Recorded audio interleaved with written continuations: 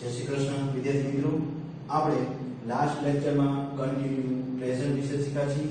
હવે આપણે continue past વિશે શીખીએ. તો સિમ્પલ રૂલ્સ છે કે પહેલા આપણે કન્ટિન્યુ પાસ્ટ કન્ટિન્યુ એટલે આપણે ગયા લેક્ચરમાં કીધું કે ચોક્કસ એવો શબ્દ યાદ રાખવાનો છે. બીજું આઈએનજી વાળું રૂપ આવે છે એ યાદ રાખવાનું છે. હવે આપણે પાસ્ટ આવ્યું તો જેમ પ્રેઝન્ટમાં એમિઝાર નો ઉપયોગ કરતા એના પાસ્ટ ના ટુ બી ના રૂપ ક્યાં છે તો કે was where plus v1 i આટલું યાદ રાખવાનું છે. ઓમાં એમિઝાર નો ઉપયોગ થતો તો અહીંયા બધી જ જગ્યાએ શેનો ઉપયોગ કરવાનો છે વોઝ વેર. અને એની ડેફિનેશનમાં ખાલી એક ફેર પડશે, જેમ કે આપણે લખી કે વ્યાખ્યા કે ભૂતકાળમાં કોઈ ક્રિયા બનાવ અથવા તો ઘટના, કોઈ ક્રિયા બનાવ કે ઘટના કોઈ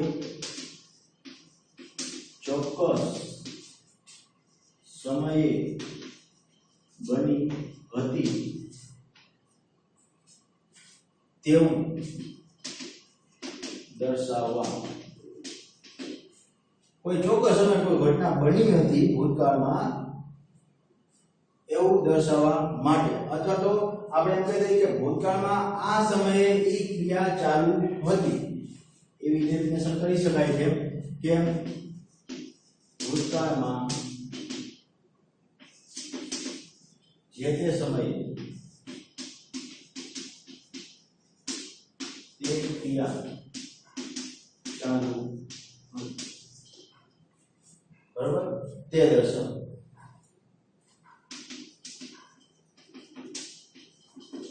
સિમ્પલ. હવે ત્યારબાદ એના કીવર્ડ્સ પહેલા જોઈએ તો when આવી શકશે, while આવી શકે છે, at that time that આવી શકે છે ભૂતકાળમાં, at that time આવે છે, as past આવું પણ આવી શકે છે, when, while, at that time, at past, at plus સમયગાળો. કયો સમયગાળો તો કે ભૂતકાળ. આ બધા એના કીવર્ડ છે. હજી એક છે when, while, then, then then છે એ પણ આનો કીવર્ડ છે. પછી yesterday at 6 pm 6 pm ને નો નોટ ડાઉન કરતા એ શું છે તો કે સમયગાળો છે. એ સમયગાળો કોઈ પણ હોઈ શકે. એટલે આપણે આનું જો ચોક્કસ કેવું હોય તો yesterday at પ્લસ સમયગાળો આવું લખી શકીએ છીએ. ચાલો આ નોટ ડાઉન કરી લો એટલે આપણે આની વાક્ય રચના જોઈએ.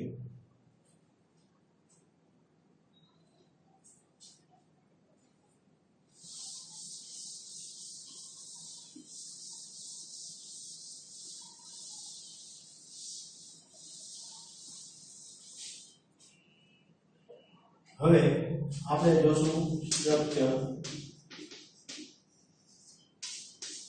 સ્ટ્રક્ચરમાં જોઈએ તો એ સ્ટ્રક્ચર છે એફર્મેટિવ, નેગેટિવ, ઇન્ટ્રોગેટિવ, WH અને લાસ્ટમાં who. ચાલો સ્ટ્રક્ચરમાં પહેલા એફર્મેટિવ છે. હવે સામાન્ય રીતે જોઈએ તો તમારે એવું પણ માની શકાય છે કે જો તમને કન્ટિન્યુ પ્રેઝન્ટની વાક્ય રચના આવડતી અથવા યાદ હોય તો તમે પાસ્ટની યાદ રાખવાની જરૂર નથી. કેમ કે જ્યાં પણ આપણે એમિઝારનો ઉપયોગ કર્યો છે અહીંયા માત્ર ને માત્ર વોઝ વેર નો મારે ઉપયોગ કરવાનો છે. v1 ing તો આવે છે. તો જોઈએ આપણે s plus was where plus v1 ing plus object plus other words. એવી જ રીતે આમાં પણ s plus was where plus બીજા સ્થાને not plus v1 ing object ને other words. ક્વેશ્ચન માર્ક માં આપણે જોયું કે વોઝ વેર ના આગળ was where plus subject plus V1 ing object ને other word plus question mark. WH માં જોઈએ તો કે WH પ્લસ આની આગળ ખાલી આવી છે WH was where plus subject plus V1 ing object other word question mark. એ રીતે who માં જોઈએ તો who plus was where plus V1 ing object અને અધર વર્ડ્સ ને ક્વેશ્ચન માર્ક. ધ્યાન રાખવાનું કે who વાળી વાક્ય રચનામાં s છે એ હોતો નથી. બરાબર, આ રીતે આની વાક્ય રચના છે. આની કહેવાય છે હકાર અને નકાર અને આનો પ્રશ્ન. હવે જોઈએ તો કે જે આપણે કન્ટિન્યુ પ્રેઝન્ટમાં એમિસાનો ઉપયોગ કરતા, અહીંયા વોઝ વેરમાં બધા ત્યાં ઉપયોગ કરેલો હશે. જોઈ લો, બીજો નોટ ચેન્જ, કોઈ પણ જાતનો ચેન્જ નથી. રેડી? તો ત્રીજા સ્થાને આમાં નોટ આવે છે અને બીજી એક કહી દઉં કે ભાઈ ઇન્ટ્રોગેટિવ પ્રશ્નાર્થ થઈ કે આને પ્રશ્નાર્થ નકાર થઈ શકે, આનો પણ પ્રશ્નાર્થ નકાર થઈ શકે અને આ ટેન્સનો પણ પ્રશ્નાર્થ નકાર થઈ શકે છે. હવે આના પછી આપણે આગળ જોઈએ તો હવે આપણે પહેલા આ નોટ ડાઉન કર્યું એટલે આપણે આગળ એક્ઝામ્પલ જોઈએ. ઓકે,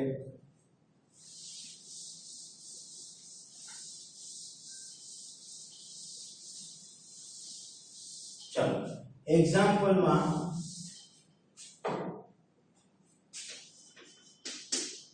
ચાલો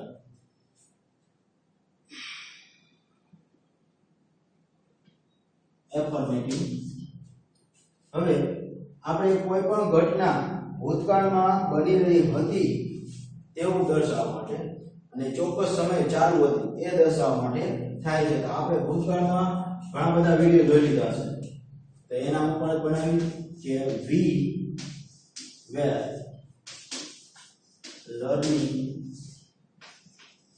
ઇંગ્લિશ એન્ડ ધેન અથવા તો એટ ધેટ ટાઈમ આપણે ન મૂકવું હોય તો એક સિમ્પલ આપણે જેમ last yesterday at 9 AM time. હવે કેટલીક વખત એવું ન હોય કે ભાઈ યસ્ટરડે પછી એટ 9 PM AM આવું જોઈએ, એવું ન હોય તો આના ઉપરથી ને આપણે ઓળખીએ કે ભાઈ વોઝ વેર છે પ્લસ V1 ing છે, તો આ ચાલુ ભૂતકાળ જોઈએ, કન્ટિન્યુ પાસ્ટ જોઈએ, બીજું કાંઈ હોય નહીં.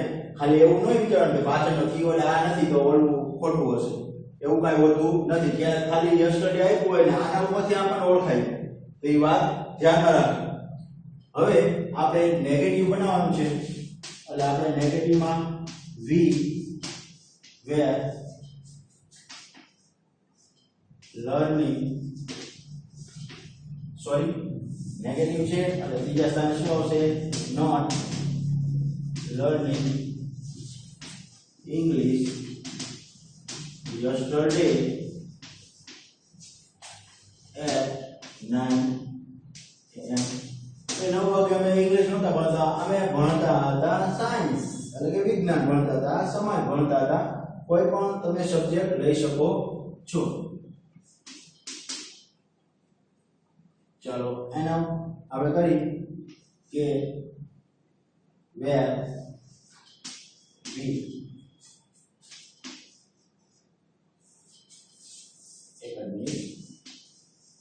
where you learning English yesterday at 9 at that time માં લખી નાખું છું. હવે at that time બેકો આ જ સમયે તમે કાલે ભણતા હતા ઇંગ્લિશ એવું પૂછે છે. ત્યારબાદ ડબલ વે એટલે એવું નહીં માનવાનું કે at that time કીવર્ડ છે that થી અને these આવે તો એ વર્તમાનમાં વપરાય છે, ભવિષ્ય વર્તમાન, એ ખાસ ધ્યાન રાખવાનું. ડબલ વે છે તો હવે what થી પહેલા બનાવવાનું what where you doing yesterday at that time. કાલે આ સમયે શું કરતા હતા તમે એમ પૂછે. ત્યારબાદ who વાળી વાક્ય રચના છે તો who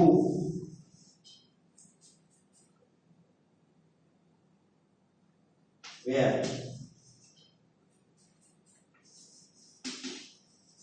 doing who were learning English yesterday yesterday at that yesterday ની બદલે હું લાસ્ટ ડે લખી શકું છું. આપણે ભૂતકાળમાં કીવર્ડ લખાયો છે લાસ્ટ નો yesterday ની બદલે, બરોબર, લાસ્ટ ડે ને આપણે એવું પણ કરી શકીએ કે કોણ છે ઇંગ્લિશ કાલે ભણી રહ્યું હતું. who were learning English yesterday. હવે આ વોઝ પણ આવી શકે પણ મેં અત્યારે બહુવચન માટે કરેલું છે, એ ખાસ ધ્યાન રાખવું. ચાલો, કેમ કે આપણે ઉપર બધે બહુવચન વાપરેલા છે અને મેં વેલ લીધેલું છે. આ થઈ ગઈ આપણે કન્ટિન્યુ પાસ્ટ ની જે એક્ઝામ્પલ હતા એ બધા આ લઈ લ્યો, નોટ ડાઉન કરી લો, પછી આપણે આગળ વધીશું.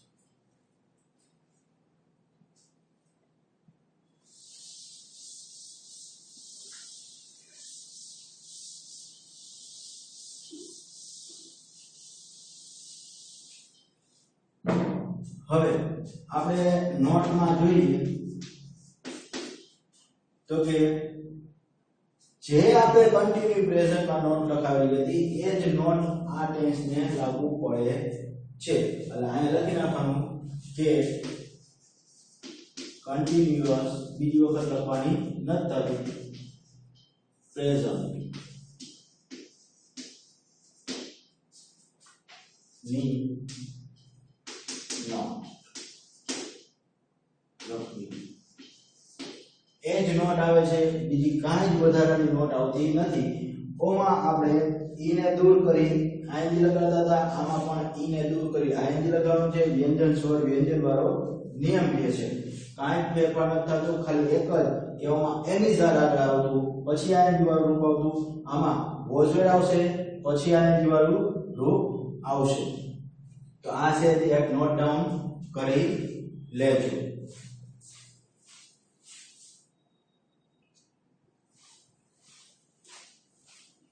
ચાલો વિદ્યાર્થી મિત્રો, આપણે પાસ્ટ જોયો. હવે આપણે સૌથી જે આવે છે એ છે ફ્યુચર. કન્ટિન્યુ ફ્યુચર, કન્ટિન્યુ જે ચોક્કસ કરવું રહેશે. ત્યારબાદ હવે આપણે એક વસ્તુ સમજાવી દીધી કે આ વસ્તુ હોય એટલે મારે મૂકવાનું છે v1 ing ફાઇનલ છે. હવે ફ્યુચર આવે એટલે મારે શું મૂકવું પડે, shall will plus v1. તો v1 ing કે v1 શું મૂકવું એ પ્રશ્ન થવો જોઈએ. તો આપણે પહેલા તો હું to be ના રૂપ તરીકે શું મૂકી દઈશ, shall will પ્લસ. હવે આ v1 નું હું શું કરીશ, કેમ કે કન્ટિન્યુ છે એટલે મારે v1 ing ને દર્શાવવા માટે તો રાખવું જ પડશે કન્ટિન્યુ માટે, પણ મારે આ v1 મૂકવાનું છે shall will પછી, કેમ કે shall will પછી સીધું v1 ing નું રૂપ કોઈ આવે નહીં. તો ઈ shall will ને જે નિયમ છે એનો ભંગ ન થાય એટલે આપણે shall will plus b એમ કરશું અને પછી હું શું મૂકીશ, v1 ing. આ રીતે થાય છે એટલે કે આ shall will નો નિયમ પણ ભંગ ન થયો. v1 તરીકે શું આવી ગયું, અહીંયા b આવી ગયું અને પછી કન્ટિન્યુ નો પણ નિયમ જળવાઈ ગયો કે v1 ing આવવું જોઈએ, તો v1 ing પણ આવી ગયું. એટલે કન્ટિન્યુ ની વાક્ય રચના છે ઈ shall will કન્ટિન્યુ ફ્યુચર ની shall will plus b plus v1 ing.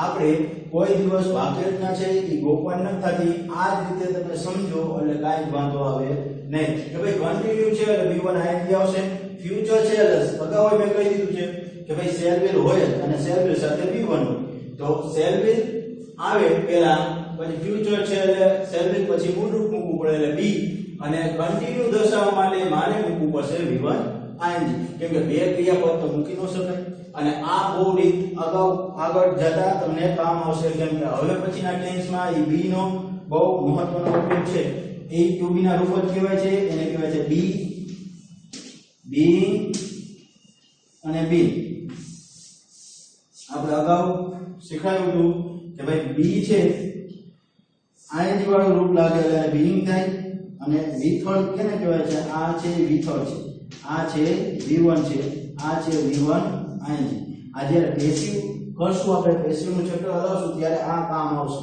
એટલે આને પણ નોટ ડાઉન કરવું જો ન કર્યું હોય તો ચાલો હવે આટલું સંખ્યા પછી હવે આપણે જોઈએ તો ભાઈ આની વ્યાખ્યા શું છે તો સામાન્ય રીતે આપણે જોઈએ તો જેમ આપણે જો તમે અગાઉ બે ટેન્સની વ્યાખ્યા જો કે ભાઈ શું છે તો કે વર્તમાનમાં કોઈ ચોક્કસ સમય કોઈ ક્રિયા થાય છે થઈ રહી છે એ દશામાં કન્ટિન્યુ પ્રેઝન્ટ ભૂતકાળમાં કોઈ ચોક્કસ સમય કોઈ ક્રિયા થઈ રહી હતી તેવું દર્શાવવા માટે કન્ટિન્યુ પાસ્ટ તો આમાં શું હશે તો કે ભવિષ્યમાં કોઈ ચોક્કસ સમયે કોઈ ક્રિયા બનશે અથવા થશે તેવું દર્શાવવા માટે કન્ટિન્યુ ફ્યુચર નો ઉપયોગ થાય છે એટલે હું અહીંયા કરીશ કે ભવિષ્યમાં કોઈ ચોક્કસ સમયે કોઈ ક્રિયા ઘટના અથવા તો બનાવ બનશે અથવા તો થશે તે દર્શાવવા માટે આનો ઉપયોગ થાય છે સિમ્પલ છે લોજિક હવે આપણે આના કી વર્ડ્સ જોશું કે કીવર્ડ ક્યાં છે આના તો પહેલા ઓમાં યસ્ટરડે ને એવું બધું આવતું એટલે અહીંયા હું સીધું મૂકી દે ટુમોરો ભવિષ્યકાળ દર્શાવે છે at is time આવું આવી શકે છે ત્યારબાદ એક પ્લસ સમયગાળો એક બધામાં આવશે બરાબર પણ ટુમોરો આવ્યું તો હું આવી રીતના કરી દઉં નેક્સ્ટ ડે નેક્સ્ટ ડે પણ આનો કીવર્ડ છે પછી સમયગાળો હોય પણ કેવો સમયગાળો હોય ચોક્કસ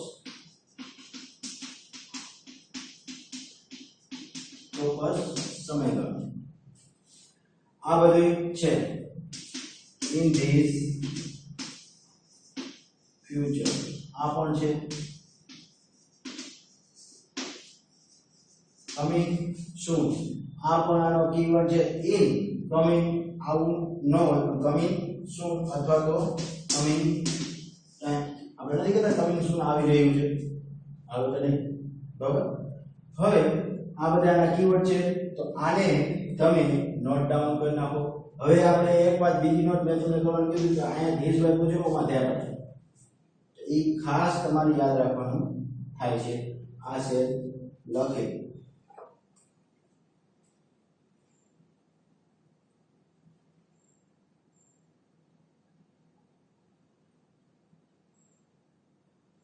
ઓકે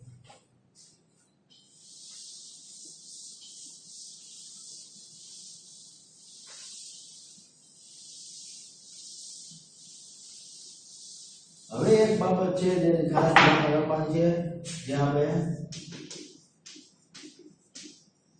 સ્ટ્રક્ચરમાં આવે છે સ્ટ્રક્ચર એ same to same process affirmative negative interrogative WH અને who બરાબર તો એફર્મેટિવ માં પહેલા તો હું સબ્જેક્ટ મૂકી દઈશ પછી હું જોઈ લઈશ કે શું છે પ્લસ શેલ વિલ પ્લસ यहाँ b કેવી રીતે આવ્યું એ આપણે સમજાયું plus v1 ing plus object અને અધર વર્ડ સિમ્પલ આપણે અહીંયા ઉપર આ વસ્તુ એટલે લખાવી છે કે તમે ખાલી આ તમને આવડતું હોય તો આગળ ને પાછળ s અને o લગાડો તમારું વાક્ય રચના તૈયાર થઈ જાય આ વાક્ય રચના ઉપરથી નેગેટિવ બનાવી તો subject plus shall will plus બીજા સ્થાને not plus b plus v1 ing object અને અધર વર્ડ્સ.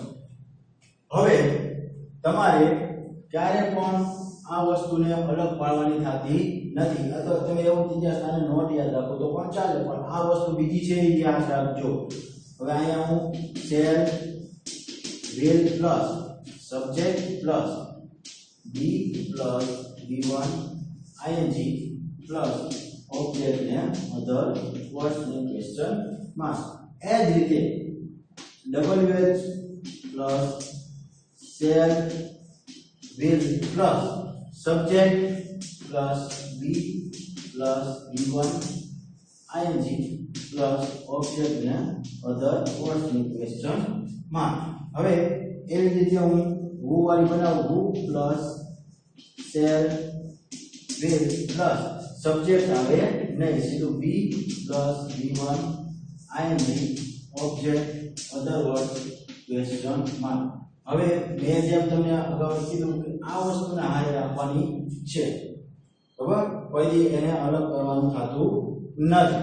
હવે એ જ રીતે બી જેમ અગાઉ મેં લખાવ્યું બી હોય, બિંગ હોય કે બી હોય, આ ત્રણે ક્યારે આવે એ પણ આપણે કહ્યું તું. આ ત્રણે પ્લસ હંમેશા ક્રિયાપદ હોય છે. એ પછી v1 હોય, 2 હોય કે 3 હોય, એ મારે ફેર પડતો નથી, પણ આના પછી શું આવે, હંમેશા ક્રિયાપદ આવે છે. હવે આ આપણે કીધું હતું v1 છે, આ v1 ing છે, અને આ શું છે, વિથર થાય. તો આ વસ્તુને ખાસ યાદ રાખવી, એટલે આમાં કોઈ ભૂલ પડશે નહીં.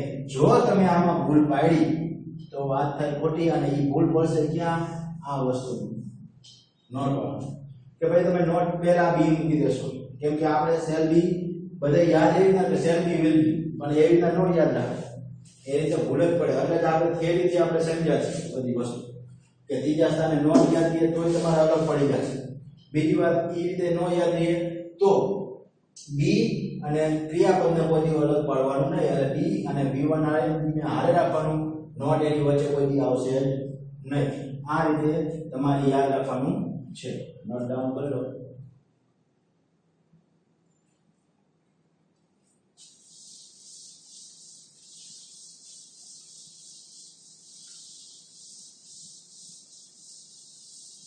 ચાલો હવે એના એક્ઝામ્પલ. હવે આના એક્ઝામ્પલ છે એ શું આવશે, he will be singing a song tomorrow at the કાલે આ સમયે તે ગીત ગાશે, ગાઈ રહ્યો હશે, બરાબર, એવું કહેવાનું છે. હવે એનું નેગેટિવ આપણે બનાવવું હોય તો હી નું હી, વિલ નું વિલ. કીધું તું ત્રીજા સ્થાને નોટ યાદ રાખો, તો નોટ આ બે અલગ થવા દેવાનું નથી. Singing a song tomorrow at this time.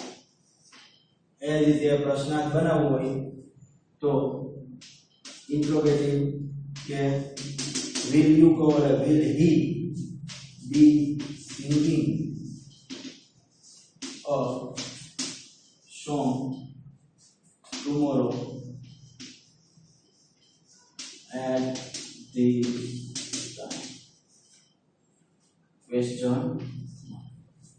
ત્યારબાદ WH તો y થી બનાવી, why will he be singing a song at the time. કેમ ભાઈ ગાવાનો છે, કારણ આપો, બરાબર. એ રીતે આપણે who, તો who માં કરતા ખાલી ગાયબ થઈ જાય કે who will be singing a song tomorrow at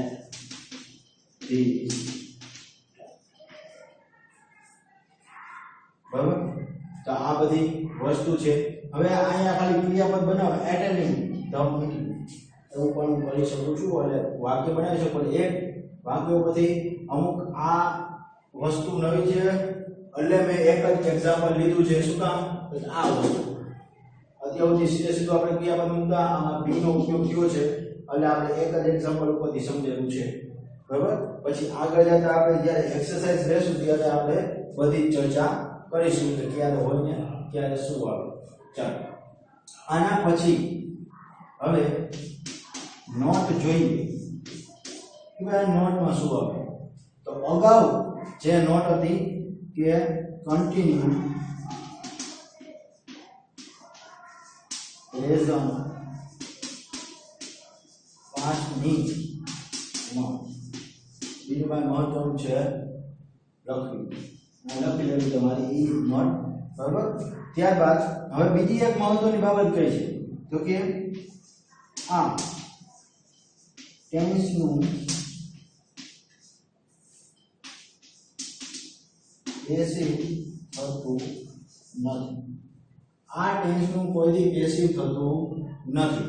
જ્યારે આપણે એક્ટિવ પેસિવ કરશી ત્યારે ચાર ટેન્સ એવા છે કે જેનું પેસિવ થતું નથી. આ ટેન્સ શું થાય છે જેમાં ચાર નથી થતું એમાંનો આ એક ટેન્સ છે. બાકી બીજા ત્રણ છે એ ક્યાં છે એ આગળ આપણે ભણીશું ત્યારે કહીશ કે આ ત્રણ ટેન્સનું પણ નથી થતું.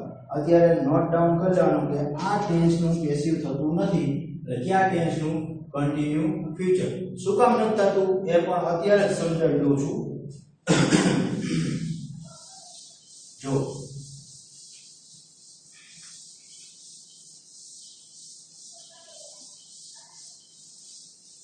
ત્યારે સમજાવીશ ને અત્યારે શોર્ટમાં ફટાફટ સમજાવી છે કે પેસિવ ના નિયમ છે કે ભાઈ પેસિવમાં વિથળ હોવું જરૂરી છે.